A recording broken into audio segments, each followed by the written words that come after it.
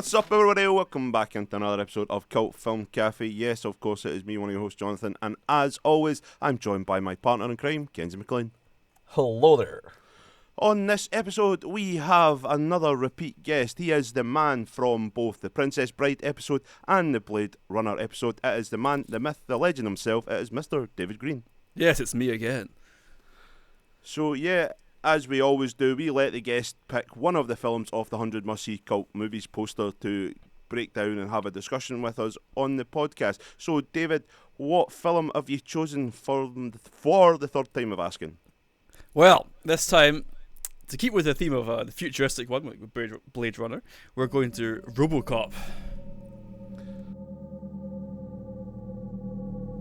We get the best of both worlds. The fastest reflexes modern technology has to offer, onboard computer-assisted memory, and a lifetime of on-the-street law enforcement programming. It is my great pleasure to present to you RoboCop.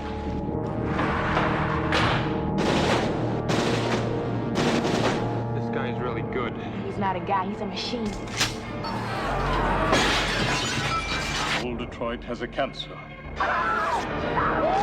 Cancer is crime. Let the woman go. You are under arrest. You better back up, pal! Your move, creep. What are your prime directives? You have the right to remain silent. You have the right to an attorney. What is this shit? Anything you say may be used against you. He's a cyborg, you idiot! He recorded every word you said. You're dead! We killed you! His memory's admissible as evidence. You're gonna have to kill it. Get in the car, for God's sake!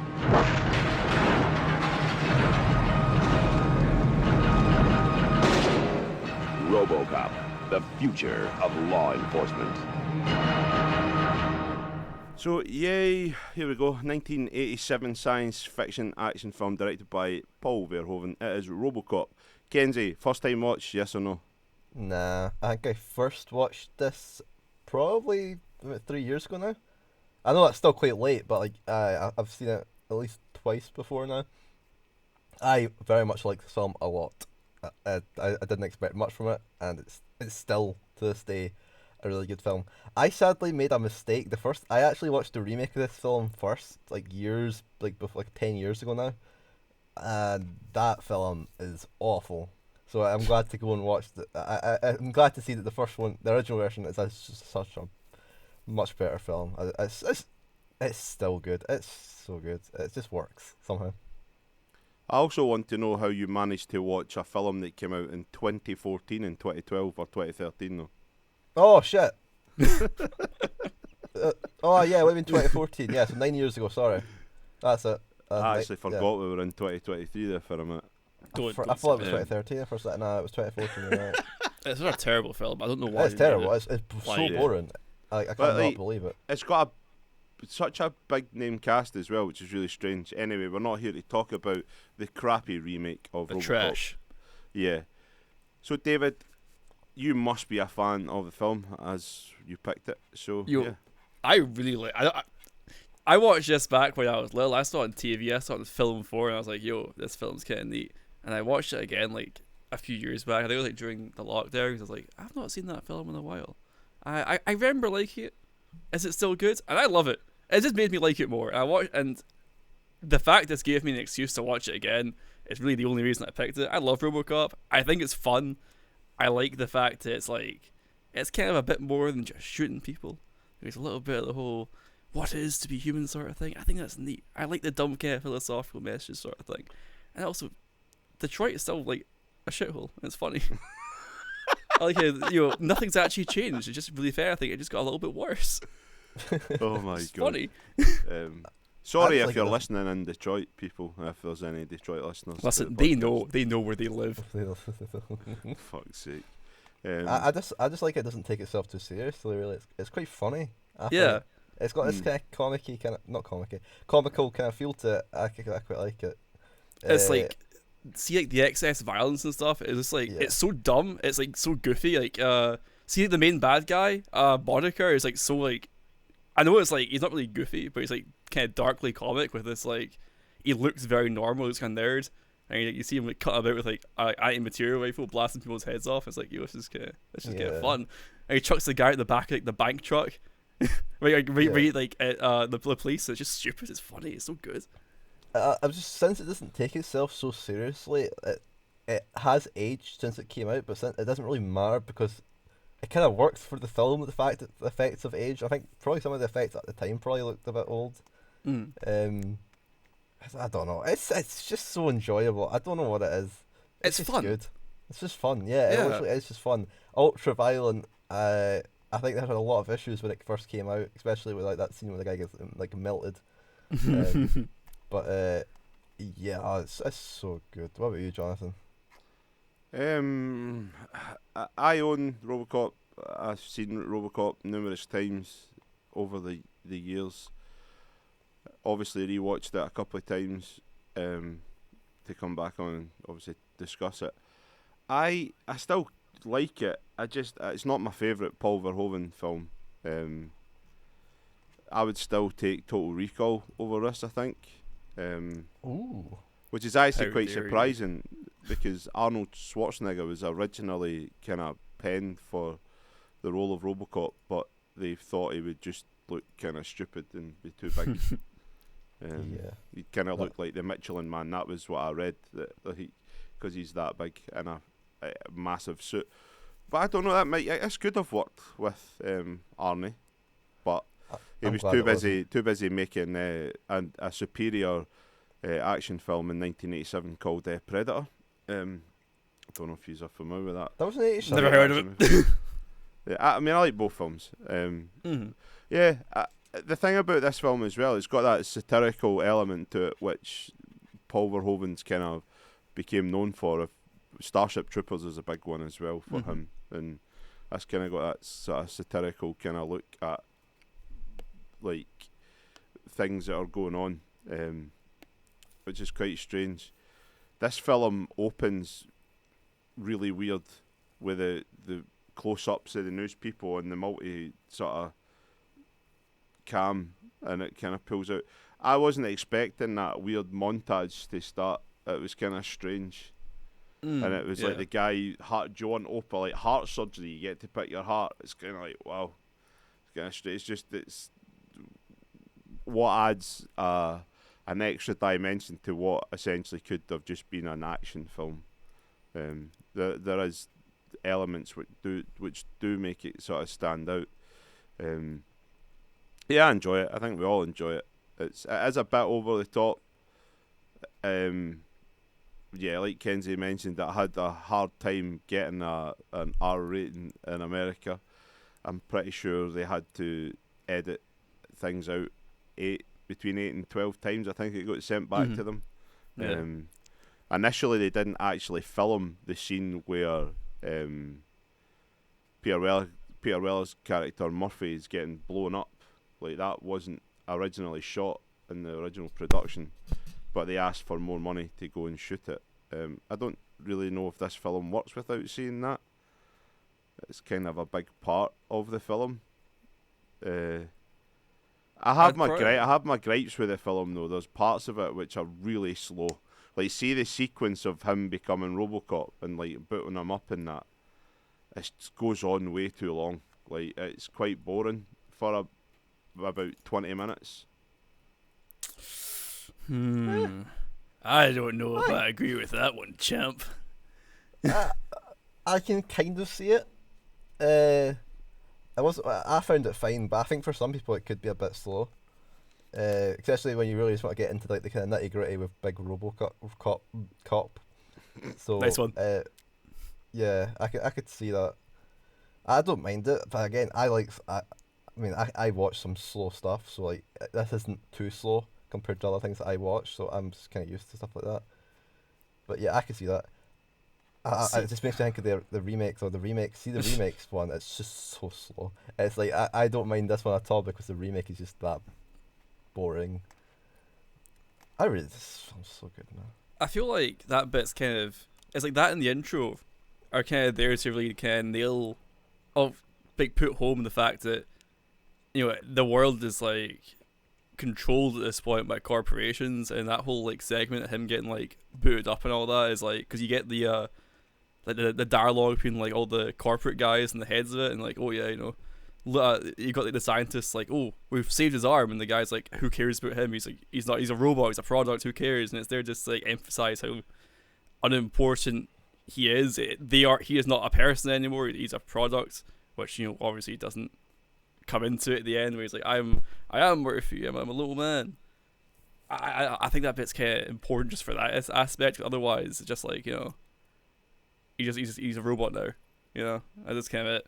It kind of builds up a bit. There's a little bit of the tension, because you don't know what's going to end up looking like. And he turns out he's massive and he's cool with his like machine gun. It's sick.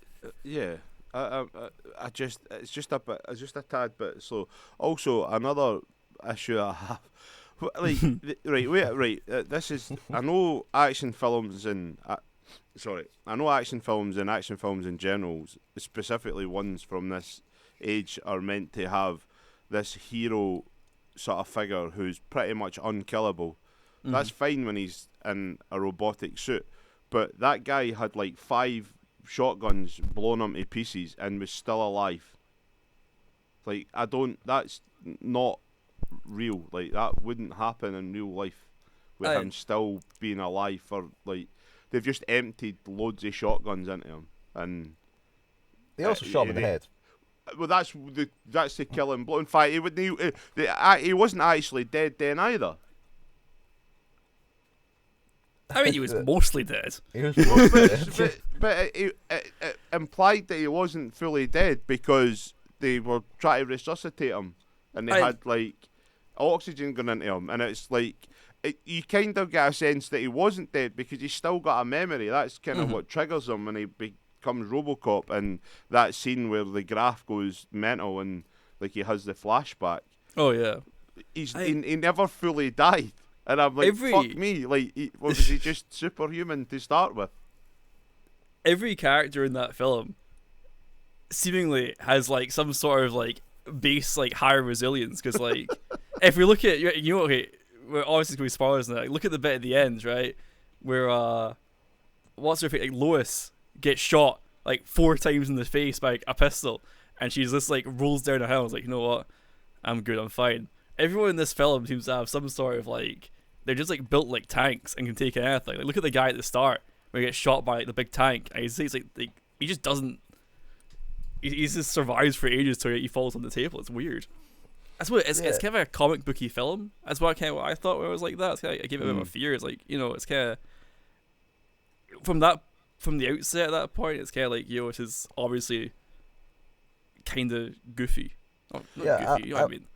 I'm not too bothered about it, like the fact he didn't like how he's somehow still alive, because the movie's obviously just, it's just really, if it was like a realistic film, and then absolutely I'd be like, how the fuck is he still alive? But since it's like this goofy kind of film, it is kind of comic booky. It's weird. Yeah. It doesn't bother me at all. It's weird, but it's also a really cool scene, to be fair. Funny that you should both say about it's kind of comic booky. The writer of the film, Edward Neumeier, he tried to get Stan Lee to pick it up to make it into a comic, and not a film. Really? Yeah. But Stan Lee turned it down. So it has obviously that elements. There is kind of a Judge Dreddy vibe about this film as well. Yeah. Obviously Judge Dredd would go on to become a film in the Can the we 90s. do that for an episode, please? Possibly at some point down the road. But then again, apparently the new version of Dredd's meant to be even better. I've never seen it. It's so good. It's pretty good. It's not as good as everyone says, don't make me but come it's over still there. good. That's what I'll say. Don't you?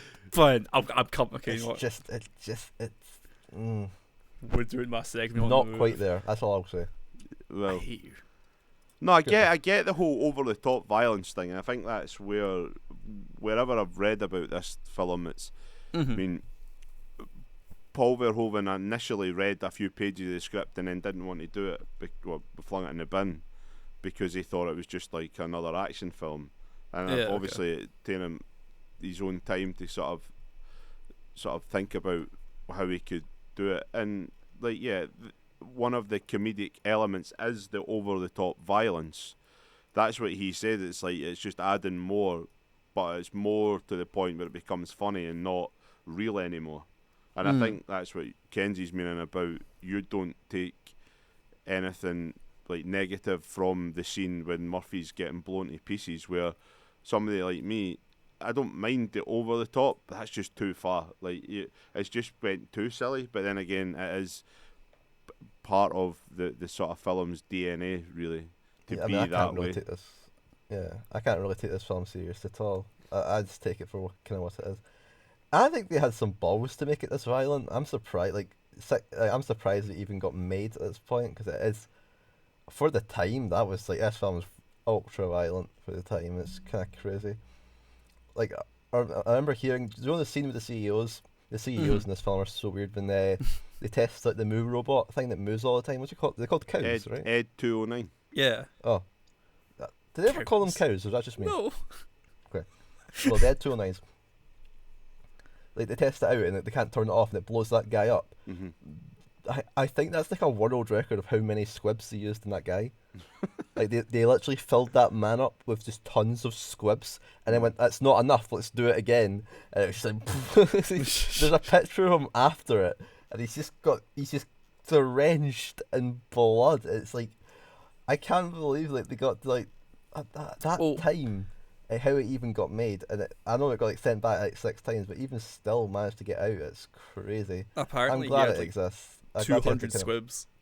I'm glad they did the balls like I was gonna make it super sillily violent, because I think that kind of helped with films going forward. I think films got afterwards probably got more leeway after certain films like this got made, and then violence became a little bit less kind of touchy, and people could do like. I mean, there's other violent like films, but this one is very bloody, which I don't think you get. Even nowadays, you probably don't get too much that's kind of done like this. No, like the biggest thing. So going back to Murphy's death scene, that is really quite cool. Obviously, I watched it, and not that I dislike the scene. I just think it's not that. It's some films might have only given you Lewis's point of view. Do you know when she goes and it's kind of like a firing sort of squad, death by firing squad kind of element. But what this film does is it actually lets you see like all of what's going on. Like there's not many films where somebody would get their arm blown off and then it would cut to a close up of a guy with no hand, or like the next shot where they blow his arm off. And you get to see him, like them all empty in the chamber on him, and you watch it, and then the gunshot to the head. You don't very rarely do you see that, like as a whole scene where it might imply that somebody's getting shot in the head. You might see the aftermath. You don't ever really get to see it all a lot of the time. And yeah, Kenny's maybe right in saying that a film like this maybe sort of paved the way and sort of gave people more options to add more violence. I suppose I would say that, I mean, the film that sticks out to me in terms of things lingering on shots too long is Hereditary, and I know me and you, Kenzie, don't really like it, but the decapitation scene in that film, and in my opinion, the close-up or the frame of the head is just too long, and there's maybe a tinge of that in RoboCop where it's great to maybe see it, but not necessarily for as long as you do get to see it. That scene in Hereditary is kind of weird. I think that was just there for shock factor. They do linger on it quite a bit 'cause it's like a decaying head. It's just like you're just like, oh, okay, yep, she's dead. Yeah. We're still also here. Like some of the other like daft violence in this originally written in the script, so you know the scene where I don't really want to say the word, but it's like the two rapist guys, the rapey guys, and the woman. And originally in the script, he was meant to shoot the guy in the cheek, and they changed it to him shooting him in in the old Cock. Kenzie's just went in. So I was trying to think of something to say that it Something wasn't tactful. cock, but something tactful. But fuck it, we've said cock about a million times before we've even started recording. We don't this need to talk podcast. about that, right? Yeah, Yeah, but I really suppose like that like scene. see just silly like things like that, changing something like from it's a headshot to a cock shot. It just makes it Fits more better. silly. But what's Fits that? better for rapists. Oh yeah. Aye, yeah. yeah. I'm not going to say it yet, but whoever, if you're listening and familiar with this film, this scene has my favourite quote from the movie in Yeah, it. I'm that's not one going of my to say it favourites. because it'll come up later in the podcast. It's my But, favourite yeah. as well. I thought I mean, we you're would both all. wrong, but it's fine. Well, see, it was quite funny because I thought that at least two of us would maybe agree on that. Yeah. But David's obviously got other, but that'll pop up later. Actually, I'm just lingering on Murphy's death scene because there's another part where she, when it became super prosthetic looking, it kind of got. I was like, that looks like the Thing from The Thing. So I had to Google, and the guy who was the lead of the special effects team actually worked on The Thing. It was quite strange how it looked kind of similar. But that's it just not shows you surprising. that, when did the thing come out? 80, 81? So 1980. like 6-7 years down the line, special effects are still pretty much the same. There wasn't like a super, and even in Total Recall, actually, it's quite similar to that. It wasn't until the 90s where there was a big, massive sort of push sort of forward in that technology. Because Tremors is very much similar. Beetlejuice has got that kind of vibe as well. All these films that came out round about this time, all the effects kind of looked the same. It's funny, we were talking about Arnold Schwarzenegger, but there was more people involved. It actually took them 6 to 8 months to search for an actor to play Murphy. Arnold Schwarzenegger, Michael Ironside, Rutger Hauer, Tom Berenger, Armand Asante, Keith Carradine and James Remar were all considered. Orion, who was the production company, favoured Schwarzenegger because they done Terminator. But yeah, apparently, I'm glad that like I said, they went Weller. him and other actors were considered too physically imposing to be believable in the RoboCop costume. So yeah. Like, think about how big it would be if Arnie was in it, man. Arnie's not as big as people think he is, but I mean, He's bigger than Paul Weller. height-wise, but I mean, what's that? Peter Weller. Bigger than Paul Weller. Paul Weller, like the front man from the hit band The Jam. Peter Weller, sorry. Peter Weller, my bad. Peter Weller's got quite like a distinctive face as well. So for like having like a role where you don't see much of his body, but you see a lot of like the bit of his face is like very. I think he looks very good for it. You got good eyes. It's really weird. It's really weird seeing Peter Weller without like with his hair. Like I'm just Shit seeing him haircut. as I a swear to face. God, that is one of the deadest come on. haircuts I've ever seen in my life. By I the way. liked his hair. I thought he looked That's a suited dead it. haircut. It looks weird if I don't see him just with his face plastered onto Yeah. an action figure, like a Yeah. robot. And that's what I don't disagree. that's the only way I can see him now. Physically bizarre. impactful. Like I think he was losing 3 pounds a day when he was filming. Yeah. Because of how heavy the suit and stuff was. He was essentially just stewing in his own sweat all the time, which sounds horrible. Yeah. Also, wee fun fact: the scenes of him driving, getting in and out of cars, He couldn't do it. were shot from the waist up because he couldn't wear the bottom of the suit while driving, so he only wore his boxer shorts. I don't like that image. Not gonna lie, RoboCop. Well, in it's pants. just look. I have to do research for these films, and it's quite funny. I mean, it's true. Like there's so true. many scenes you watch because he couldn't run in the suit either because it's like super stiff.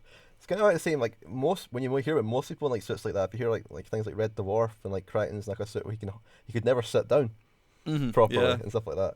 But yeah, there's a scene I can't remember. It's near the end of the film when he's fighting the big moo cow robot thing. The AT-AT. What is it called? Not the AT-AT. Ed's like 203. Ed 209. But if you look closely, I think it's still in the film. He runs down the stairs, but it looks like since he can hardly run, it looks like he shat himself and he's like waddling down the stairs because he can't run Still, properly because in the suit. still never quicker has- than Ed 209 who falls down the stairs.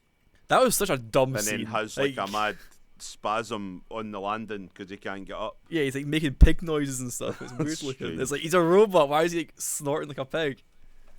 Yeah. Yeah, I thought it was cow noises. I just remember like he makes like one Oh, pig I know what I'm noise and thinking makes of. noises. Sorry. Yeah, I know what I'm thinking of.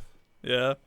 Yeah, I'm thinking like Metal Gear Rising. I guess pig. Yeah. Oh, shut up. Yeah, Yeah. but you're right. Actually, I don't disagree. Yeah. This one makes pig noises. Yeah, sorry, getting confused. From what I liked this film, so I read a lot about it, and from what I've seen, apparently he didn't even get like a chance to like properly practice in the suit. Like it was kind of made half like for filming, and he showed up for filming, and like, yeah, here's your suit, getting it, and he was like really unhappy about it. And it was like I can't blame him. It looks really dodgy. Yeah. Like think about how many hours he's in that suit. Like I heard things about like, do you know like when they done like the Godzilla films, like the original ones when the guy would be in a suit? Do you know that guy would sweat so much that his feet were completely flooded in sweat? Wow. Yeah, that's how much it No. was just like stepping in water. Funny It's you that hot. think about the time involved, because this ran over budget and over time, you know, so it was obviously a kind of hard production, and I can understand why. I don't think I would like to be in a big suit. It's quite strange. I know he hates filming it. Like he's like literally, if you're asking about it, I was gonna be like, yeah, I hated RoboCop. They were the most believe expensive them. part of the filming. I think they made 6 RoboCop suits. 3 That's quite a damaged, lot. like with gun damage and stuff, and 3 just pristine suits. Yeah, quite a lot. I don't know if it was like $1 million each or it was $1 million for 6, but I mean it's still a good whack of money. It's strange. This film's got a fucking quite a big budget, which we will touch upon very, very shortly. I didn't think it would have cost as much, but then thinking about special effects and stuff, then yeah, I can kind of see why, and obviously it going over budget and stuff. It's understandable. I think it's quite weird. So the guy, this film came about is kind of strange when I was reading about it. So Edward Neumeier, who was an aspiring screenwriter, I think he'd worked on Blade Runner. Yeah, I think so. And he had this idea of this, and I think the other writer had a similar idea, and they ended up getting together and developing it into one script. It's yeah, I think he was working for Universal. Mad. See this film as well in terms of shots and like the way that I don't mean this in a bad way, and I think Paul Verhoeven is a good or a great filmmaker. It's just films like this give me a hope that I might be able to make a movie one day, because it doesn't look super difficult to do when you watch it. It's it's quite simple. There's some shots in this film that kind of confuse me. Yeah. Because they look so different from the rest of the film. I think the one that comes into example for me is, do you know when he stabs the guy in the throat with the thing? Why does like the quality of the film at that point get like super like grainy and like look really weird just for like a couple shots, and it just goes back to normal? That's because he was meant to get stabbed in the eye, but that would have been censored apparently, so they changed it, so they stabbed him in the throat instead. Which they're both gratuitous in my opinion, so I don't really see why that was. I mean, I don't see why one's better than the other. Yeah? They're both. They're both pretty. stabbing a guy in the face. Yeah. But from what I've like, I looked at it as like it's weird. What do you think that they shot the stabbing in the eye and this was like a reshoot? Well, that's kind of why, because it does look. I agree, it does look quite. Because it goes from really, it looks like cinema quality to like, something like very, wee hand camera thing. Well, what could have happened though is they could have sent the film to, is it the MPAA? Oh, yeah. For censorship, and they thought they maybe had a complete film, and this will be them doing all these ad hoc edits, whether you can cut something out completely and you don't have to reshoot, but if you then have to reshoot, if your production's already wind down and you're in post, how you can't just then set up a whole fucking mass scale production again. It's really difficult. I wonder how people go about that, you know, or Yeah. do you try and get in the head of the censorship board and just film different alternative scenes while you're filming, just in case, you know, it comes back and goes, oh, you can't have that, and then you go, well, can we have this instead? I don't know if you would work like that. It's quite strange. And what's really funny is, like, why can't, I know visuals are a lot different than script, but why can't you just send the script to them and then they can maybe like circle round with red marker bits that are maybe going to pop up if you visualise them too much in production, and then you can make adjustments then, rather than spending all this money to shoot a film and then they go, oh, you're getting an X rating, and you go, well, I'll make no money and my film will bomb, so I need to make all these changes, but I've already shot all the film. It's Yeah, I quite just get strange. shafts them. Yeah. They had to cut a bunch of stuff, didn't they? Like, they Yep. had to do, like, shortened scenes and all that because it was so, Mm-hmm. you know, gory. It's like... Yes. They did, I- yeah. Between, what I read, one source says 8 times, one source says 12 times, so somewhere in that ballpark. That's how many times they submitted it to the MPAA That's a lot. for certification, and it kept coming back to them. Well, yeah, it's understandable just because of what we've discussed previously, you know. It is quite a gory sort of film, specifically for an action movie. Do you know, if you look at other action films of the same time, I can't really remember ones being so overtly violent, like compared to this. So yeah, The most you could do is maybe Predator, but even then, it's like, it's not quite... why does the guy that The blood. plays Antonovsky look like Sloth of the Goonies after he goes into toxic waste? Because he got hit by toxic waste. He's like melting, isn't he? Pretty They grim, had man. That's huge- horrible. They had huge issues with that scene. Yeah. I think when I'm the not film surprised. originally came out, that wasn't in the film. Yep. I'm I pretty hate sure. like the noise it makes when they run him down with the thing. It's like splats, like really dumb. I Yeah. hate it. Yeah. It's bizarre. It's such a There's a scene I've got to talk about, and it's probably my favorite thing 'cause it's just so funny. It's the final. It's near the end of the film when they shoot the main villain guy out the window, and he falls out the window, and it turns out all along he was Mr. Fantastic. He's got massive arms. His arms are huge. Listen, they it's just caught him that- at the end. It's an old effect, I know. An old effect that they were just getting into, kind of like a green screen kind of thing. Was it green screen? I don't know what it would have been, but like Yeah. Well, so what It's you just the saying? fact What he's fought- happened when he fell out the window? You know what? When Dick Jones gets shot out the window, the bad guy, Yeah. and then like his arms seem all like super extended and all that, and looks Alright, dodgy. okay. his arms are bigger. They're abnormally large when he's falling down for some reason. I'm Yeah. not entirely sure why that happened, but it's a mistake in the film that's just. But famous they now, maybe it's just so somehow funny. like because of like the size part, they've obviously he's not fallen fucking 50 stories out of a building, so Yeah. he's maybe only fallen 6 feet, but it looks like things have got missized because it's not been done properly. I don't know, effects like that. It's kind of like Hans Gruber in Die Hard, isn't it? It's kind of the same Oh. kind of effect. Who does And it maybe better? Hans they ran out Gruber's of work, budget. so I think it's quite a decent effect for Hans Gruber. Hans Gruber was. But he what, doesn't a couple kind of years get after shot this? out the window, does he? He's just Yeah. kind of hanging he's there and he drops. falls, drops. Yeah. It's different That's a effect. cool shot. That one works really well. This one just looks really goofy. It's just Yeah. oh, massive, I massive think arms. it's quite funny. Like you obviously visit this film different. So that scene obviously happens at the end, and RoboCop's got 4 directives that he has to attain to. It's kind of like laws of robotics, but it's not the same. If you've ever watched iRobot, Great film. They've got their own. Was the shit, frame like the other AI day? stuff. But you never ever find out what the 4th directive is until you know. And it's just quite funny because he takes the CEO hostage, and it's like, Dick, you're fired. Thank you. Boom. Yeah, like machine guns. It was Just great. fucking. Cause it's quite No funny. hesitation. Just the directive 4 just wipes from his wee screen. I think some of those are kind of clunky. You know, that kind of AI inside the helmet stuff. When you see the POV of RoboCop, but doesn't always necessarily work.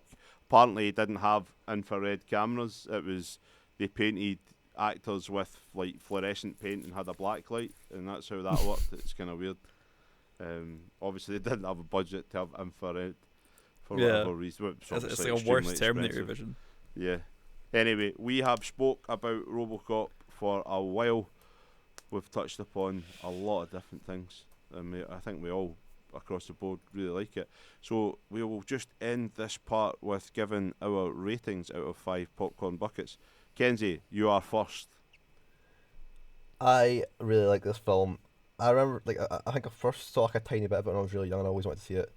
Sadly, watched the remake first. That's an awful. The remake's like a 1. It's really bad. Maybe 1.5, but it's terrible. This film, on the other hand, is awesome, and it's aged, but I think that just helps with the charm of the film. It's just fun and silly and goofy, but it just works, and it's just really enjoyable. Every time I watch the film, I just like, oh wow, it really is still as good as I remember it being. It's just fun sci-fi, and I'm not even like the biggest on sci-fi, but this thing just kind of works for me. It just hits a certain part of my mind. It's just fun. The violence is over the top and very bloody, but I like it. I don't know why in the future they tried to make the films more kind of PG. I think it's for action figures. I think that was the original reason why they did it. It's kind of weird. I know he does look a bit like a kind of robotic action man, but I don't know. I'm glad this film got made. I think it showed that films could be a little bit more gruesome or bloody anyway with what they could do. And yeah, I would still enjoyable today, even with age. It's probably still as good as it's ever been. Really enjoy this one, so I would probably give it a 4. Yeah, that's kind of thought. I thought where you were going to go with it. A 4 out of 5. There you go, David. Over to you. You picked the film, so let's see how high of a rating you give this one. I mean, it's a really good film. It's fun. It's got the kind of, it uses kind of relatively unknown actors to do well. I liked it a lot.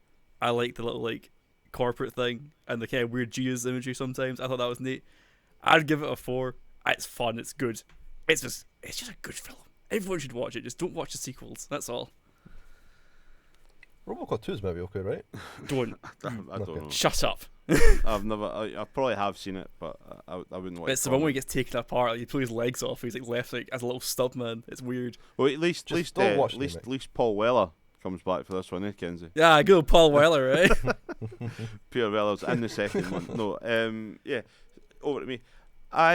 When I watched this the first time, while I was sort of checking out again for the podcast, when I was watching it, there was a lot of things that I really didn't like about it, and I was like, is this film as good as I remember it being? And yeah, I was kind of being harsh on it, and then I watched it for a second time. I was like, actually, I can see why people really love this film. Like I said at the start, it's not my favourite Paul Verhoeven film. I would still take Total Recall over it, but it is actually really quite enjoyable. It is a bit dumb and silly, but I think when I first watched it, I didn't quite get why, and now I do after talking about it, and that was the whole point. I think the over-the-top gore and violence to add the comedic sort of humour, and that makes it sort of stand out in its own way, and instead of just being another sort of 80s action movie. So yeah, I agree with both of you. I think if I'd recorded this podcast yesterday, it might have got a 3, and that might have been like, holy shit, that's a terrible rating. I agree. I'm in line with you guys now. I'm going to give it a solid 4.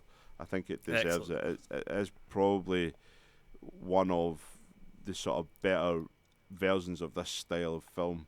And even saying that, I don't know how many films that are that closely associated and can be linked to RoboCop, because it is its own sort of unique and sort of quirky thing. So yeah, that is it for this section of the podcast. It is a 4 across the board from me, Kenzie, and David. So yay, we will now move on to the real section of the podcast where we break this film down using the 6 rules here on the podcast. And for those of you who are listeners will know, but for those of you who are listening to this episode first, they are low budget stroke box office flop, rewatchability, quotability, not well received by contemporary critics stroke reviewers, explores controversial topics, subjects and themes, and the cultural impact and legacy of the film. So yeah, we will kick it off with low budget stroke box office flop.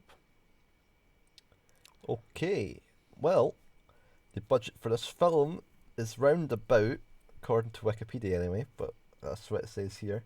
I think in another place it says round about the same thing, is $13.7 million, which is for the times. What's that for the time? Is that kind of middle? Or is that a big budget? Predator was like 15 to 18, I think. Right. So maybe slightly under, but not still a decent budget. But the box office for this film was a nice $53.4 million. But my caveat to that though is like Predator's budget was slightly more, but it had Arnold Schwarzenegger, who probably got a big sizable chunk of that money to be in the movie. Whereas in this film there was relatively no huge stars. Yeah, just Paul. Just Shut Big Paul. Shut up. Just stop. Yeah, around about 13. I think the initial budget for the movie was meant to be 11. Like I said, it went over budget. It's around about 13. Yeah. 13 and a half. Done incredibly well. I think when it opened number one, ahead of both Jaws: The Revenge, which was the fourth Jaws movie, and a reissue of Disney's Snow White and the Seven Dwarfs. Just pipped them. Its opening weekend, I think, was 8 million way back in 1987, and then it obviously went on to gross 53.5 million worldwide. I think that is not necessarily, it's not a flop, and it's not low budget. It's kind of weird. It's a strange one. I think critically, I know a lot of critics kind of had issue with it for a bit, but I think overall the audience reception was alright, wasn't it? Like, and had a lot of controversies because, do you know what is actually funny? This is one of the only films where you can get some of the VHS market when you look at how it done in home media. Apparently, this blows my mind. Apparently, when it got released in VHS in early 1988, it was priced at $89.98. So it was like $90 for a video. That's actually okay. And apparently, it made an estimated 24 million in sales. Orion, the production company, promoted the film by having former United States President Richard Nixon shake hands with a RoboCop costumed actor. Nixon was paid $25,000, which he donated to the Boys Club of America.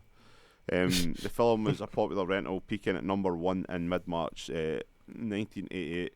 The demand for the rentals outstripped supply because it was estimated that there was one VHS copy of the film per 100 households, making it difficult to find new releases such as Dirty Dancing, Predator and Platoon. The longest waiting list was for RoboCop, which is fucking bizarre. It's a good film. Look, it is a good film, but I didn't think that when it came out on VHS that there was going to be that much demand for it. You know, it's a bit of a strange one. It made 24 million in VHS sales. But then again, it was $90, man. Fuck me. Who would buy a film for 90 quid? Would you buy it? Well, Kenzie buys limited edition steelbooks because he's a cunt. They're not 90 quid though. Aye, they're not 90 quid. But they're also not RoboCop. They're terrible films. True. But there's Bullet Train. Bashing a Bullet Train in Once Upon a Time in Hollywood. Bullet Train's a good film. Shut up. I'll take you down, It's John. no I RoboCop swear. though, come on. Okay, fair. But Better than RoboCop. I never said. You said that out loud, Kenzie. It's better than RoboCop, for fuck's sake. Right. So I guess we would say that this was not a flop. No, it's not a flop. And nah. for low budget, I don't know. It was lower than Lower than most similar films. Yeah. Because not What's massively 13 lower though. What's 13 million for now? Like that from 87 to now. Let's work it out. Just Well, why the how are we meant to work that out? What do you mean? How you meant? What? There's sites you can do it on. Oh, What's Jonathan's quick This at it. is where I come in. Aha. It's I normally do this ahead of time. At 34 million. Say like Oh, 35. kind of a Let's say 35 million. Like we'll say comfortable 35. I want somebody to tell me a film that gets made for 35 million now. Nothing. There's like no middle. There's like no middle anymore. There's a few films you can get round about. It's usually 50. It's very few. Like I think Knives Out was probably one of them. That's about it. What? Like the first one? The first one, yeah, I think that was about a middle budget. But, I was basically can't be the second one because Netflix paid 450 million for 2 films. People were making videos about how the first film's actually, even though it's like a middling budget film, it's actually kind of killing the rest of the middling budget films since Netflix picked it up. Yeah, it's kind of weird. You get these weird ones like The Northman. It was like 80 million or something. I think Babylon, the new Damien Chazelle movie's less than 100 million, which is kind of strange. I know Kenzie will Yeah, like probably 78 like million, this. I think, right? I don't know, about 80 million probably. I'm not here to talk about Babylon. I don't really want to. It seems We're not strange. getting into that. Oh, I might go and watch it. I don't know. It's 3 hours. It's over 3 hours long, and I don't know how really. I'm gonna go watch it. What's that? Margot I'm with Robbie's that. in it. It's Brad Pitt. I know, but I like Brad Pitt, I like Margot Robbie, I like Tobey Maguire, I like Samara Weaving. They're all in it. Let's go and watch it. I like Tobey Maguire. he's right at the end of the film. Oh, okay. Was it the end of the film? I'm pretty sure. it Never is. mind then. I'm not watching it anymore. So apparently, I listen to a lot of other people's podcasts that talk about movies that are obviously far more qualified than us. they were saying that there's a good 2-hour movie in the 3 hours. It's just It goes on too long. Like I think Yeah. the middle 2 hours is meant to be really good, and but anyway. Yeah, I would Right. say It's not hard, I don't know. It's low. I would say if you'd shot a lowish budget, but I wouldn't call it low budget. See, for me, anything under sort of 10 million, I would agree would be low budget. And like now, so back then, like 5 million, I don't know, something like that. It's kind of weird. It's in this kind of weird space where not a lot of films, if you adjust it for inflation, get made realistically. Mm-hmm. Like you're either under 10 or 100 or under 20, sorry, and like north of 100 really is where everything seems to be, and there's nothing wrong with that, and that's just the way that kind of independent cinema works, and big budget studio stuff is north of 100 like pretty much consistently, you know. So yeah, be interesting. The Terminator's on this list, and Orion were the production company for that movie. So it'll be interesting when we go on to do the Terminator at some point, which I really hope somebody picks because I absolutely love that film. To see the budget on that, because I have a sneaky suspicion that it's going to be lower than RoboCop, but in my opinion, it's going to be a far superior movie. But yeah, let's not digress too further. So this is a weird one. We'll just say it's a half. We'll give it an even half. Yeah. It's not one way or the other. Rewatchability is next. This is a swift hour and 40 minutes or so, something like that. Yeah, 143, I think. But then it's got credits at the end, so so nobody watches credits really, do they? Yeah.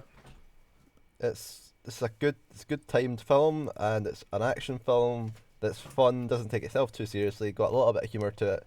So for people who like a bit of gruesome violence and a guy in a metal tin, you're gonna like this film. And people will keep on watching it. I've watched it 3 times, and I can watch it again. It's one of those films. If it was on TV, I wouldn't turn it off.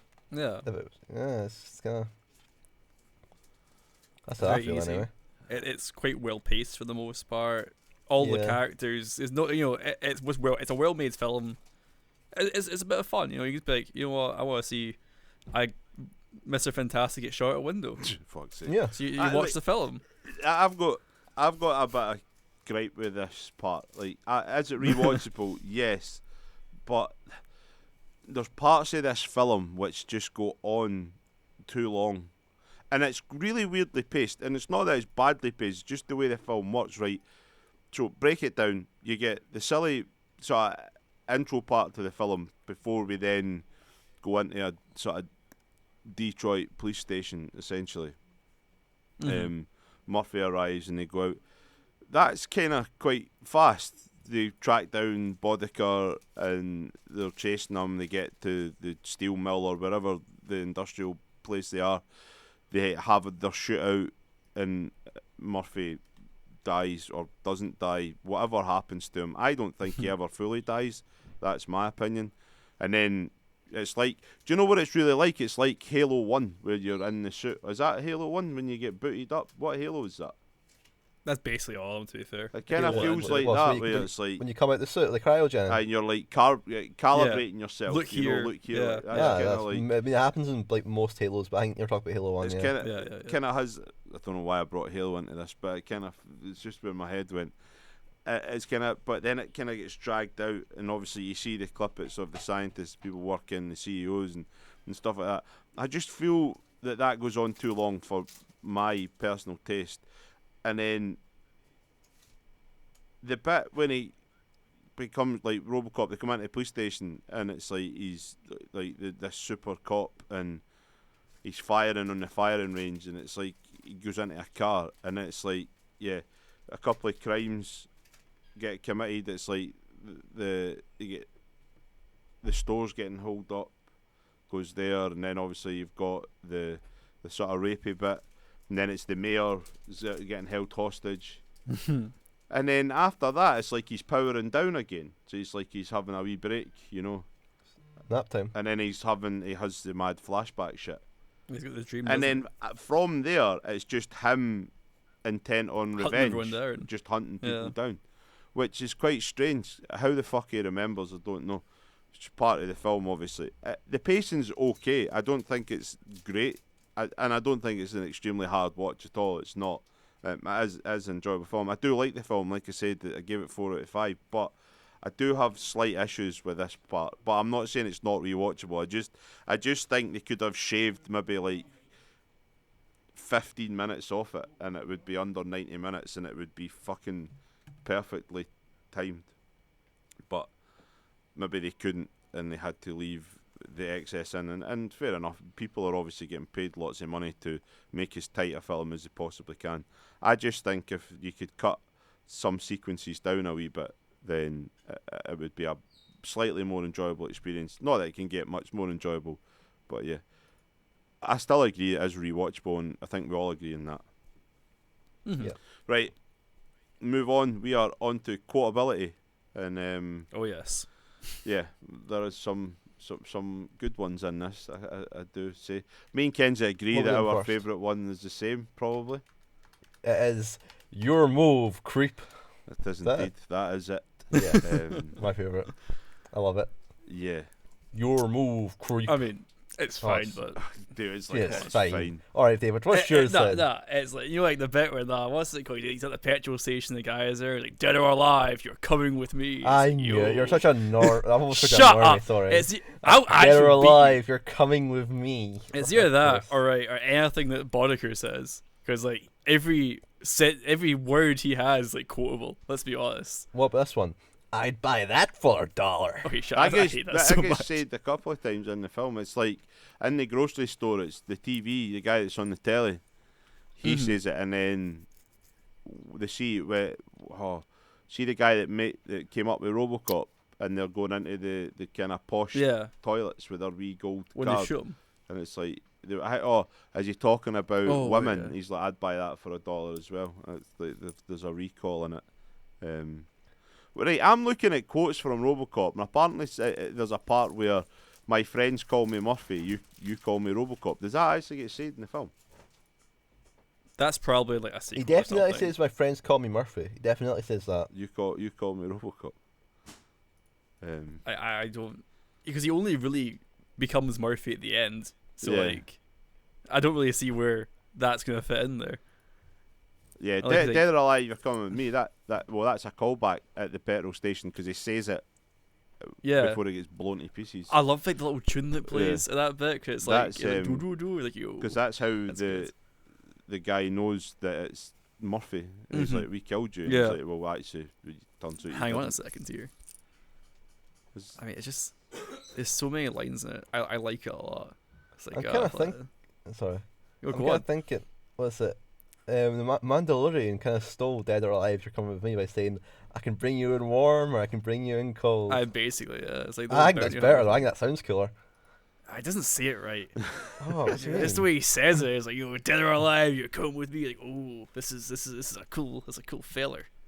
You know? Weirdly enough, that I'd buy that for $1. It was I knew about that quote before. I knew that quote, but I just didn't know what it was from. And then I watched Really? RoboCop and went, oh, well, that's from that. I don't know why I knew that one. I think it was on like a soundboard or something that I heard, and I just knew the quote, but didn't know what film it was from. Mhm. Oh, these are quotes from. I've just read the article I'm on the RoboCop franchise, not RoboCop 1. That could have been like from like the remake, the shitty remake. I, He really gets blown up in a car in the remake. It's just kind of dumb. what? Yeah, he goes in his car and it blows up. The whole point of him like dying so gruesomely in the first one is so you really hate the bad guys and you feel bad for him. You know, like Yeah, but the remake was PG-13. Well, Yep. disgusting. God, I mean, RoboCop 3 was PG. RoboCop 3 was a film, and I It think was we a should film. leave It it was at like, that. yeah, we've got to sell toys. It was I can't definitely believe they took like a series that was like all pretty much X-rated yeah. and turned it for kids. They It's had like, how do you RoboCop do that? versus RoboCop in that one. It was great. I Wait, forgot what? about this one. The Boddicker line when before he flings the guy out the back of the van. It's "Can you fly, Bobby?" Yeah, So he you see, chucks what him a- out. What a dick, eh? Imagine working. I love for that him. scene. He's so good in there. I like how he's like he's climbing up like the front of bed. He's like, where are you? He's like kicking him with it. He's kicking like he's pulling his leg up and kicking the guy driving the car and everything. It's so dumb. It's so funny. Like bitches leave and he gets the woman to go out and all that. It's just so funny, man. I love it. Yeah. He is It's just so one of cool. those kind of quintessential 80s villains. Yeah. There's a lot of He's- characters like that in sort of B movies. Not kind of Uh-huh. but RoboCop isn't a B movie, but like movies that if you sort of deep dive the 80s outside of the sort of the ones that people know about, you'll probably get a lot of Clarence Boddicker type people in them. Yeah. Other ones, prime directives: serve the public trust, protect innocent, uphold the law. But RoboCop. Sayonara RoboCop. Yeah, it's Just fucking- the best one. it's good. just- like it's so much dumb for stuff. me, I always say this: if there's like a couple of ones, this film's got two big ones that most people are going to know, and for me, that's all you need. And then if you do a deep dive more and more, you'll find more and more lines of dialogue. But yeah, all you need's a couple of big ones. You know, it's really like one. I think one huge one kind of helps. Yeah. Any more, Kenzie, that come to mind? Quotes. I'm really struggling now. I'm sure. Do you know after that guy gets like shot and like near the start? I'm pretty sure they say something about like I can't remember it. I'm sure they You say call something. that a glitch? That one? Like when like the robot shoots the guy or something like that? Yeah, because one of the guys is annoyed that the guy died, but the other one doesn't really care. He's just like, Yeah, he's like, oh, it's just a glitch. I'll work it out. is sort that what of he thing. says? Yeah, it's Yeah. just Just like, a glitch, yeah. yeah. And he's like, what are you talking about? He's like, the guy's got nuked in the office. Mm-hmm. Yeah. It's definitely quotable, I can tell you that There much. you go. It's- We all the agree. ones that are known are very big. Yeah. Yeah. Next. Yeah. Not well received by contemporary critics, stroke reviewers. Well, I think it was That's a kind of weird one. split, wasn't it? I thought. I think this is highly rated. It's got a 91% fresh rating on Rotten Tomatoes. Really? Yes. Good film. 84% audience score. I did have to go and check between Predator and this. Predator's got a slightly high audience score, but a big difference in critic score. So 7.6 out of 10 on IMDb. Roger Ebert, way back in the day when he was doing his thing, gave the film 3 out of 4 stars. Yeah, it's why is that a picture of the new RoboCop? But it must be Yo, that's sacrilege. it's a review of the old RoboCop though. 4 out of 5 by Clark Collis for Empire magazine, which I'm a big fan of. I have a stack over there behind my shoulder that you can't see, but you might be able to at some point. And yeah, Peter Bradshaw for The Guardian gave it 5 out of 5. So it's just received rather well. Yeah, and I know it was generally a positive. New York Times critics pick back in 1987. It was reviewed by Walter Goodman. Yeah, massive across the board. Like, I think critics had an issue. Like, they thought the film was great. You know, things like the satirical parts of the film. You know, it was made it different.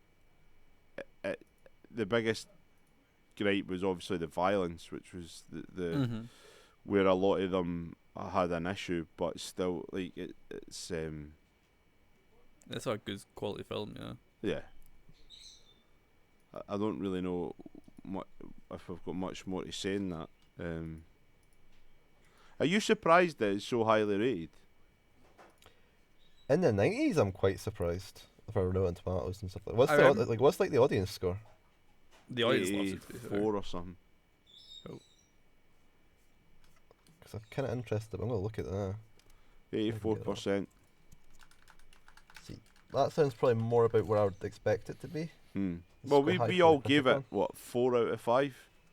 So the audience Yeah. kind of is just slightly more than a 4 out of 5, but yeah, I mean, it seems like 4.5 out of 5 if you look at the 90%, you know, for critics. But yeah, I'm quite surprised that it was so well received by critics. I'm not gonna lie, it feels like one of those films that maybe it was one of those films that could have went either way completely, and it was a big swing, and the swing worked, and obviously Paul Verhoeven became like a name in Hollywood for a while, because before that he'd only really released films in Europe. I think the film he'd done directly before this, I think it had Rutger Hauer in it.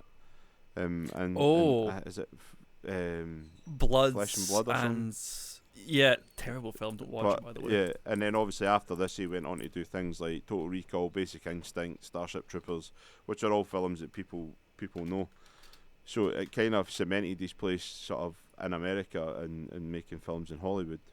And he's kind of went back into his own obscure world now. Like I can't remember the last. So he'd done Showgirls as well. Hollow Man. I remember seeing Hollow Man way back in the day. Hollow Man was bizarre. That was a film. That was a film. That was a film. And then it was just, I think he's done things back to sort of European films.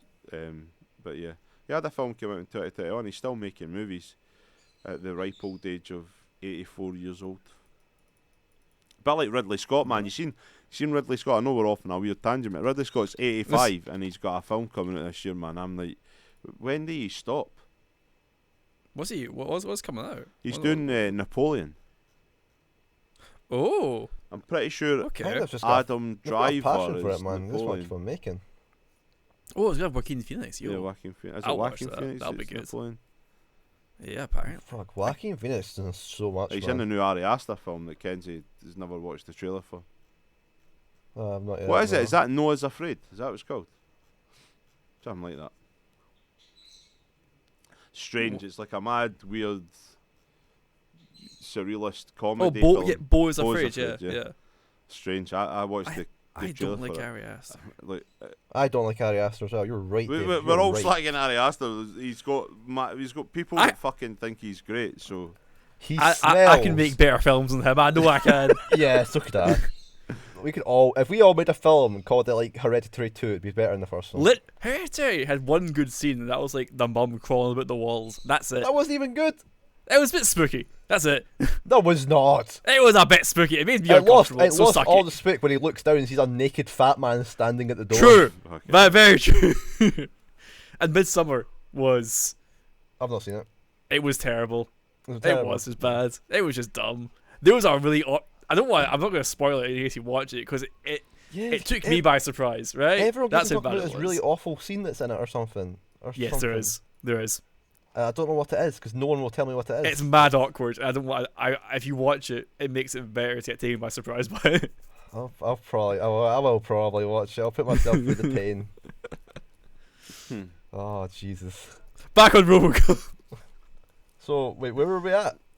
Not well received Critics. by contemporary yeah. critics, stroke reviewers. It was received well, so that's a That's no, right? That is a no. Yeah. We are now on to explores controversial topics, subjects, and themes. I was reading Yes. a part of this that the scene of fucking hell. I keep talking about Murphy's death scene in this podcast. it just keeps going back. But there's folk likening it to the crucifixion of Jesus. Yeah. I can see that. See, It's you're a the bit religious Passion of man, Christ, David, here on the podcast. David is Jesus. I Oh, went to Catholic Kenzie, school, so don't I do am. that. And there does happen to be a lot of similarities in my life. I'm and fucking appearance. shaving your It's hair. also I'm similar shaving. with the See, the next Christ. time I see you, I'm bringing wireless clippers and I'm shaving your hair off. Just as the Romans did to our Lord. That's fine. It's fine. I'll fucking, I will forgive do you know you, what? I'll Jonathan. fucking stone you as well, you prick. Listen, He'll turn the other cheek. that's what they say. I am Jesus. I do not claim to be. That's what they say. Well, That's all. You have a god complex, though. So. Messiah complex, God complex. You know, we are all facets of our Lord God. I'll have you know. All right, okay, David. I mean, I get the kind of Jesus thing. Like the whole thing is kind of if you really wanted to kind of push it, you could look at it in the kind of religious sense of it's the death, the resurrection, that sort of thing. Very true.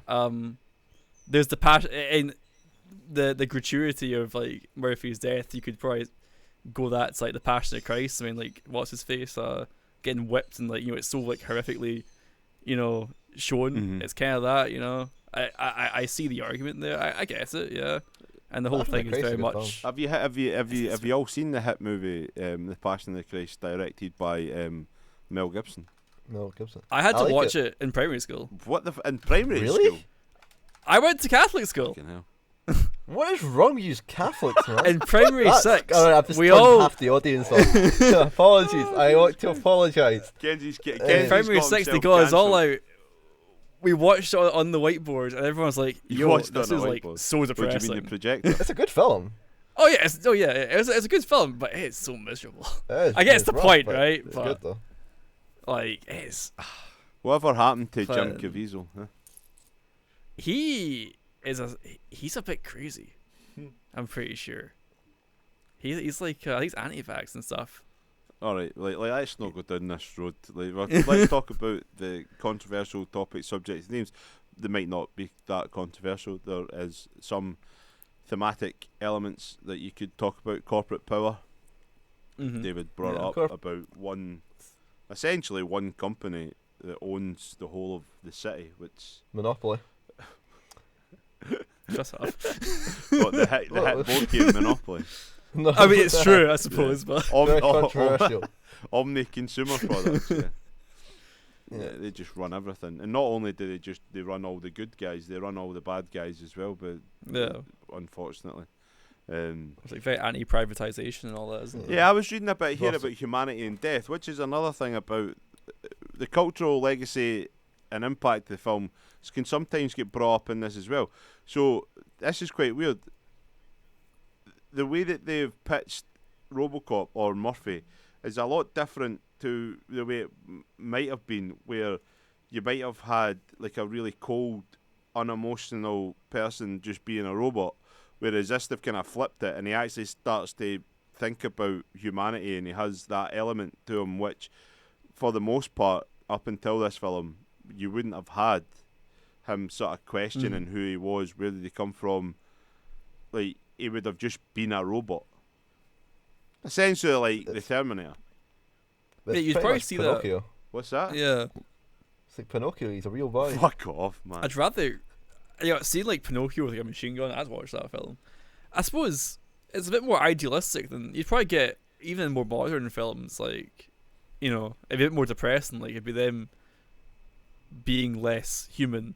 But in this anyway, as soon as he kind of like gets that bit of his humanity back, he's like he kind of latches onto it almost. Where it's less of a struggle that he finds his humanity and more of like, I don't know. Yeah, I don't know what I'm trying to say here. He's very human in it. You probably wouldn't get that in a lot of modern films. I think a robo guy. The closest example would be Roy from Blade Runner, who is an artificial intelligence, is an AI, but he has a sort of higher purpose or a brain. Not that he's a nice person. He's not a protagonist like RoboCop. He's bad but good, an anti-hero. But so is Rick Deckard. He's a cunt as well, so it doesn't really matter in that film. Love Blade Runner, but Roy's probably the good guy in all honesty. And if you want to hear more about Blade Runner, go back and listen to the Blade Runner episode. Thanks very much. Yeah, but reading here, it's like, unlike many protagonists at the time, RoboCop, the central character, is not robotic. He's not a robotic-like human who is stoic and invincible, but he's more like a human-like robot, which is very true, and he's affected by his loss of humanity. I don't think you would have a lot of these films where he would have flashbacks and go to his home and have things about his kid and his wife, and I think it all gets sparked when Lewis just says his name as well. It's it's different. I quite like it. I suppose that's what makes this film sort of stand out a bit, just how it kind of frames things in a different way. With any more sort of themes and sort of topics that is maybe explored within it? I think we've covered the most ones, I mean, like it deals with crime or like violence, stuff like that. Law, corporations bad. Yeah. Ronald Reagan can suck it. The usual. I think we've covered most of this. It's a controversial film. It still will be, especially just due to the violent how violent the film was.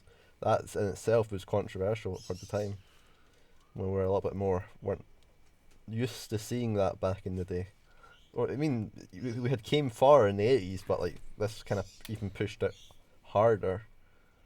Well, this film came out 87, and Wall Street was just about to collapse or had collapsed, and I think this is a representation of 80s America.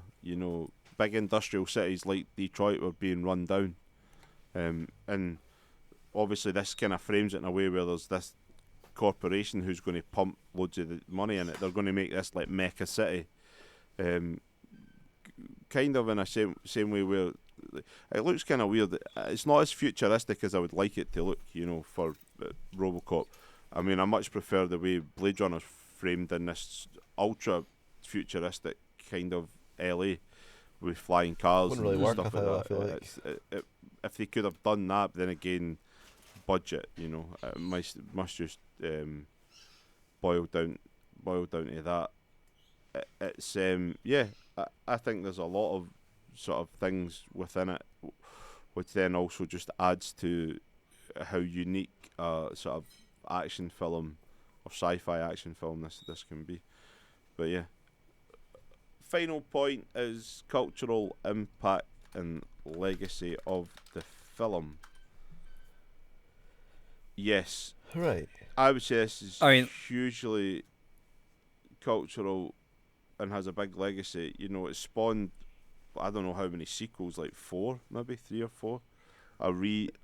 Two sequels, an animated show, a Canadian TV show, a hard reboot in 2014, which Yeah. Apparently, what I read actually as well when I was doing my research is that there's apparently a sequel to the original RoboCop still in development it was in development as of 2020.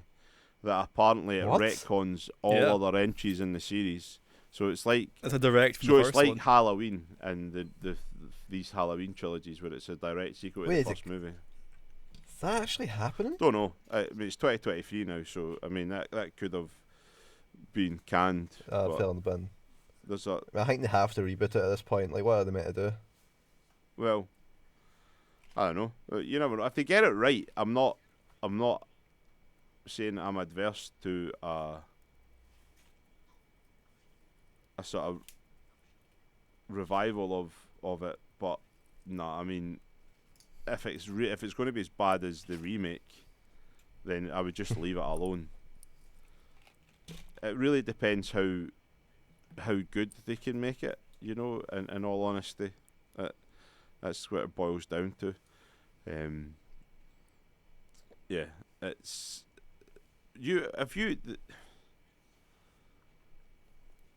the RoboCop, Ed 209 and Clarence Boddicker characters are considered iconic. Dialogue including RoboCop's "Dead or alive, you're coming with me." Ed 209's The best line. "You have 20 seconds to comply." And television host Bixby Snyder's "I'd buy that for $1" are similarly considered iconic and among the film's most recognisable. The film has been referred to in a variety of media forms.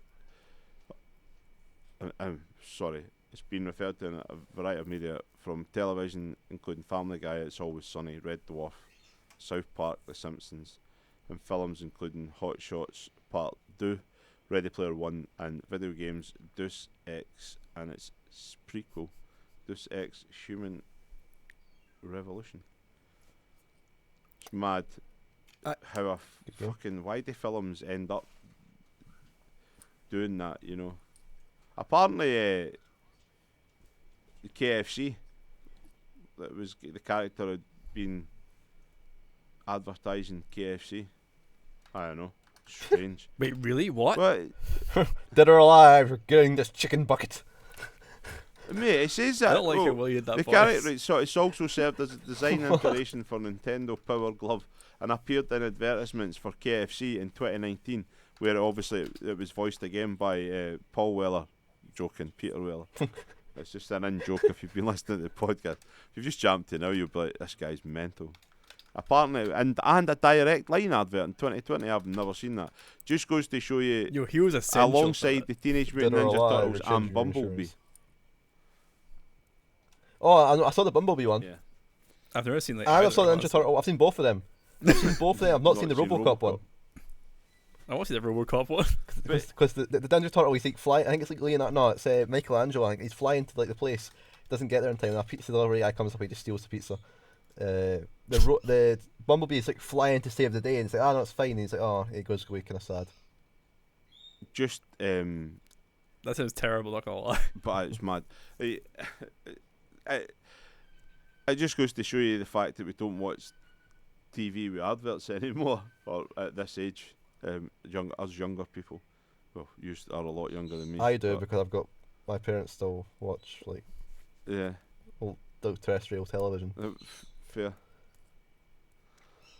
Also, modern appreciation. Here we go. We've got the ratings that we've already touched upon. The fact that it's an over-the-top and gory, surprisingly smart sci-fi that uses ultra-violence to disguise its satire of American culture, very prevalent in the film.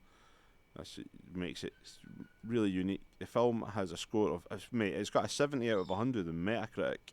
That's fucking high. Metacritic's really difficult to get a good review on. I wonder what the highest score is in Metacritic. Something's got 100 probably, but it'll be like fucking Citizen Kane or something daft like that. Rotten Tomatoes has also listed the film at number 139 on its list of 200 essential movies to watch, and one of 300 essential movies. In the 2000s, the New York Times listed it as one of the 1,000 best movies ever, and Empire has listed the film at number 404 on its on its list of 500 greatest movies of all time.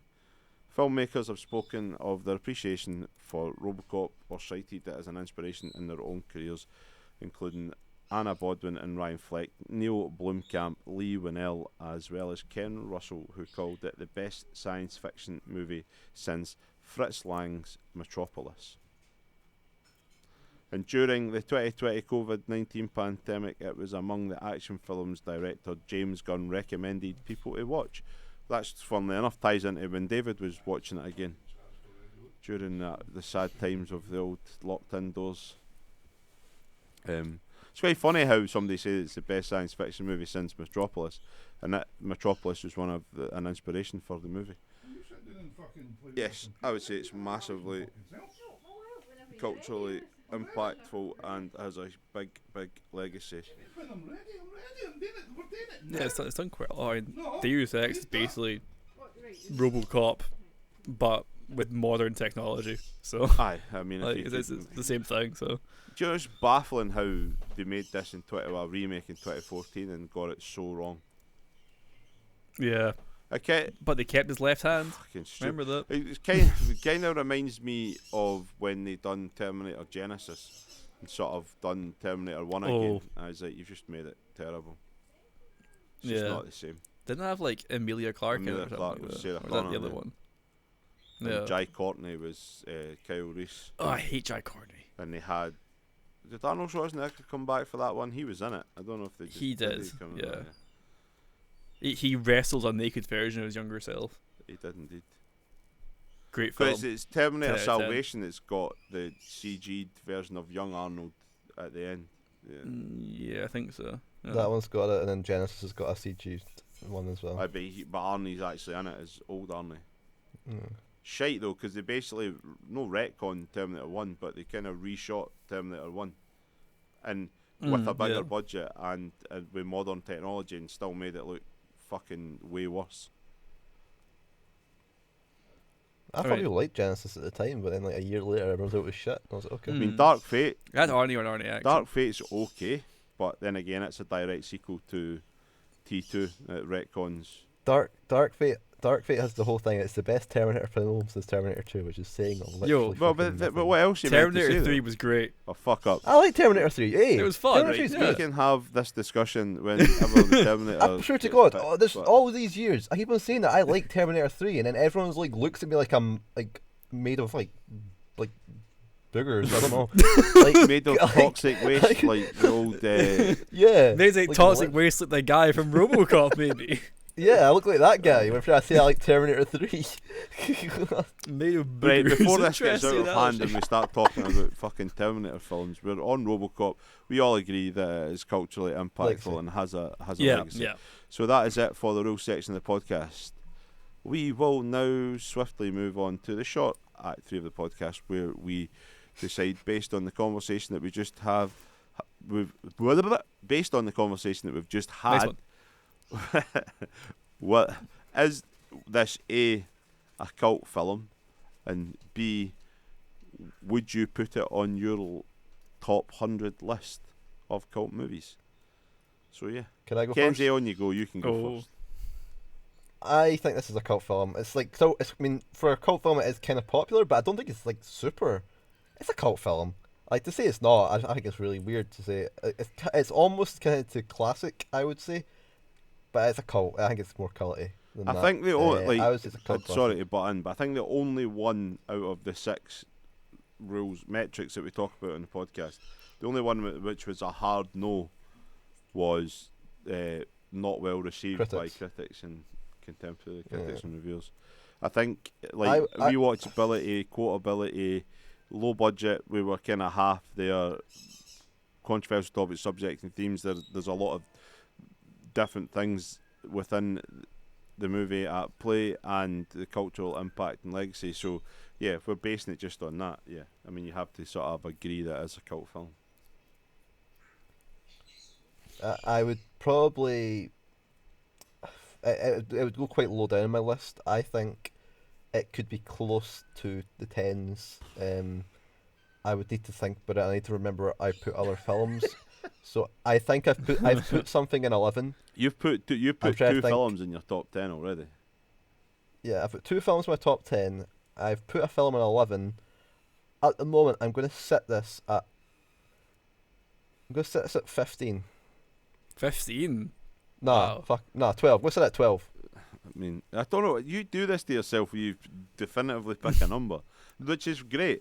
This will probably change. That's fine. But like, What we that's where I'm will gonna sit do round about. on episode 25, when we're a quarter of the way through, we will do a wee recap and see where good. we're at. We will just have to pick. Well, we could do it at 20. In fact, we do it at 20 instead of 25, and it'll give us 20, 5 yeah. of recaps along the way when we do it. So that's only in a couple episode time.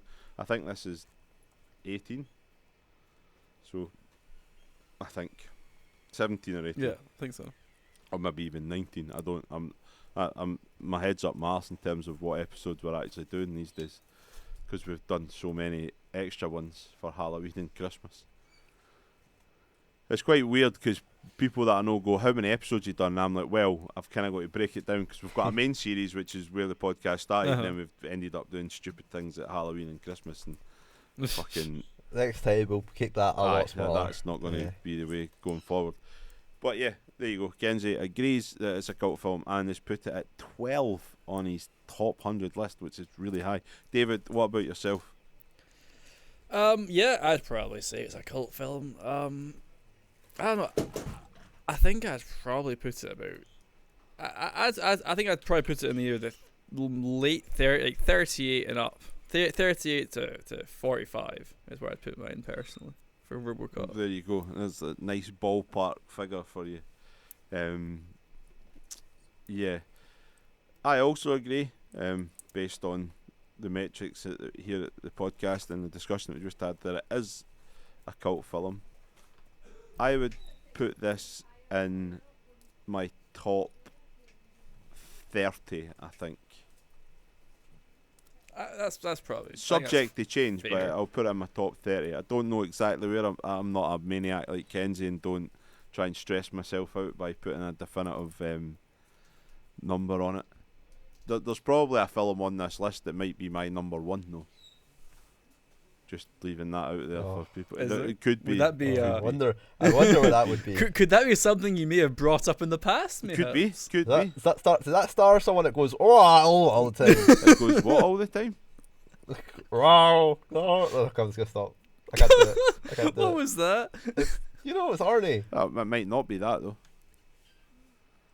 You never know. You never know. We never know. Probably is though. Actually banned from making noises. Banned from making noises. This has been quite a tight recording actually. It's quite short. Kenzie should have an easy time doing an edit. Well, maybe the syncing might be a problem. Apart from that. Don't worry. Do you know what I might start doing as well? I might just start turning my headset up full and then shoving my headset into the mic so I can literally hear pinpoint where everyone should be. But Fair. you'll still once you get half an hour into your edit, you'll start hearing a delay. It happens all the time. It doesn't matter how perfectly you think you've got something synced. When you've started your edit down the line, you'll be like, holy fuck, right, why this is off slightly, and then you can't adjust it now because it moves everything else out of sync. It's just really weird. It's the joys of podcasting not in the same room. Which you know what, if you've got a decent setup and a mic and stuff, it's good, but there's something good about having people sat with you in a room. Yeah, it's like if someone gives a differing opinion, you can actually physically strangle the life from them. It's like, yes, this is great. That doesn't happen. Just want to put that out there. David's saying that we strangle people on the podcast. We really don't. Not yet. But that is it for this episode. We have spoke at length about the fabulous film RoboCop. And as always, if you'd like to check out past episodes of the podcast, you can do so by searching for Cult Film Cafe wherever you stream your podcasts. We are on all major streaming platforms. And if you'd like to go over and give us a wee follow on social media, that would be great. We are at Cult Film Cafe on Instagram and Twitter. And yeah, we have a Twitch channel, which is twitch.tv/Cult Film Cafe. Everything's Cult Film Cafe. You will find us. We always say Google us because that's probably the easiest way. Unique Google search, Kenzie. Which is strange because that wasn't planned. It just kind of happened. Like Bruce Willis, if you search us up, we will come up.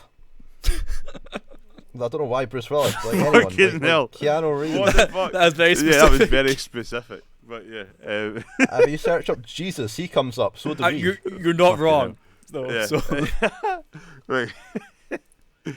Oh yes, there we go. Where's our Wikipedia Fuck, page? we could make one for ourselves, but I don't have that much energy and effort to do it. Do you think you could make one for me? I was typing Kenzie was playing, and I just come up, and it's me hitting the griddy or Yo, something. I'll like make that. one for you. Don't worry. Yeah.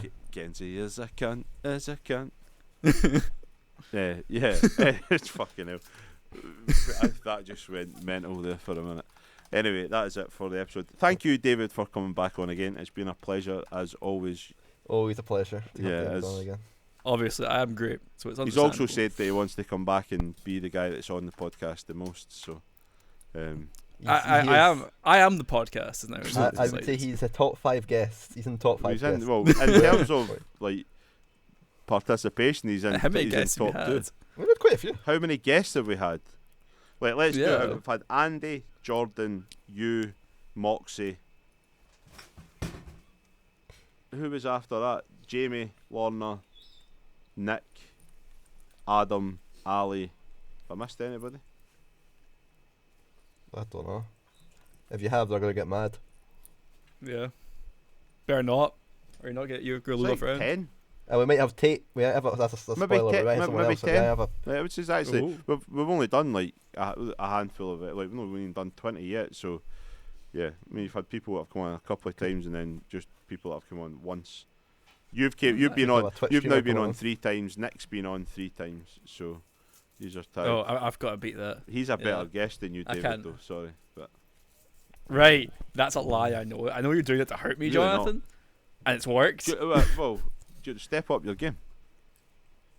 ooh. Right. You know what? I'm getting a spreadsheet. I will get everything. There will be no stone unturned. And if I ever come back on this, I will give a full everything. If you come back wait. on, pick a Right. fucking weird film off the list though. Something that's mental, like that's not. Yo, can we do Judge Dredd's a good It's film. not on the list though, David. Cult It's not on classic. the list. Cult classic. I I swear think, it is. I think you have to 1v1 Nick in a podcast off. 1v1, like, have a podcast off. Listen, I've passed my grade unit on my podcast. That's what. So I must be better. Fucking hell. That's the rules. Fair. But Nick likes Flash Gordon, and that puts him. I don't know. Hey, Flash Gordon's a film? According to me, it puts like if that's what we're going off, David's films that he's picked are infinitely better than Flash Gordon. Exactly.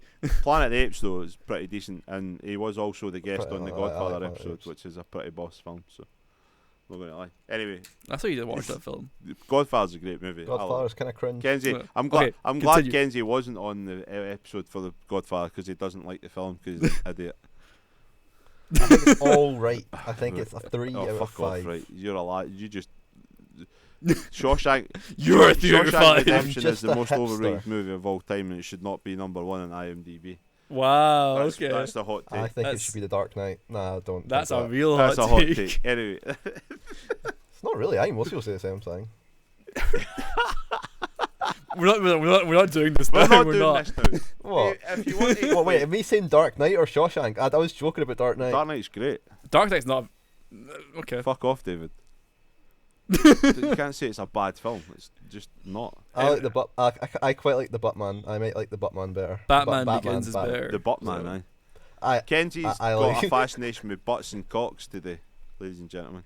True. Just so you know, this is getting cut from the podcast. Don't give a fuck, Kenzie. If you leave this in, you're sacked.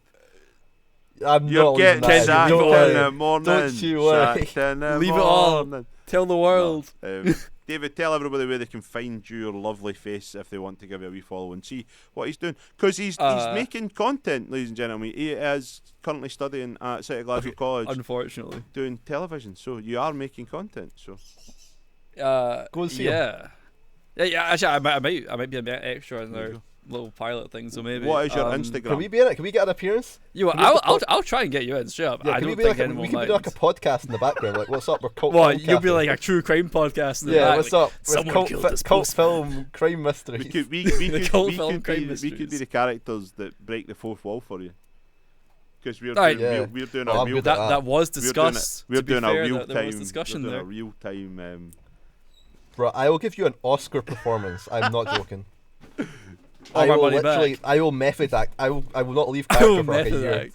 We usually live in like the person's house. Like You the do guy realise yeah, that we're I'm currently in their recording a house. podcast and we can stay in this Discord call once we've stopped recording to have this conversation.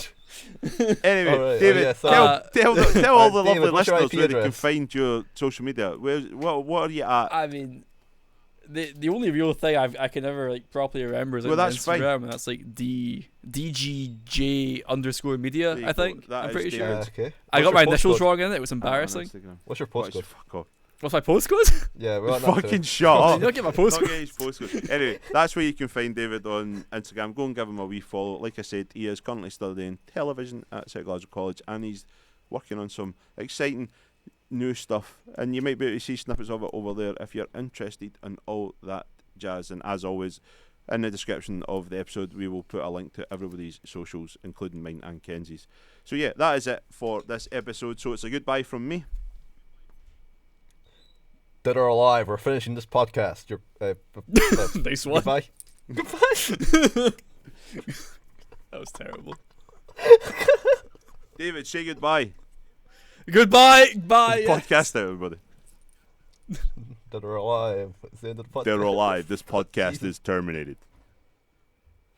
There we go. There we go. We should voice RoboCop like you do.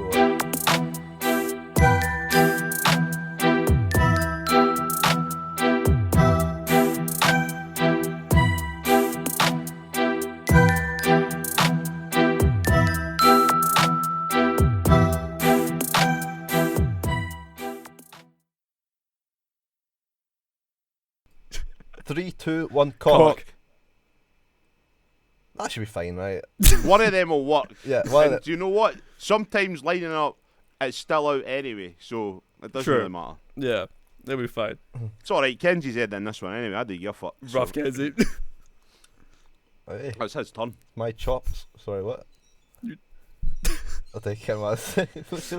What the fuck? Wait, do you want to What do is this one more happening? time? Oh, didn't I? Ken. Mm-mm. Are we doing it again or are we not? Alright, one more time, fuck it. Oh, for fuck's Alright. sake, man. I've been recording for 17 minutes. Alright, okay. 3, 2, 1, Cock. Cock. 3, 2, 1, Cock. cock. Cock. Alright, okay. Fine, let's go. Go. Fucking hell, man. I've said cock way too many times.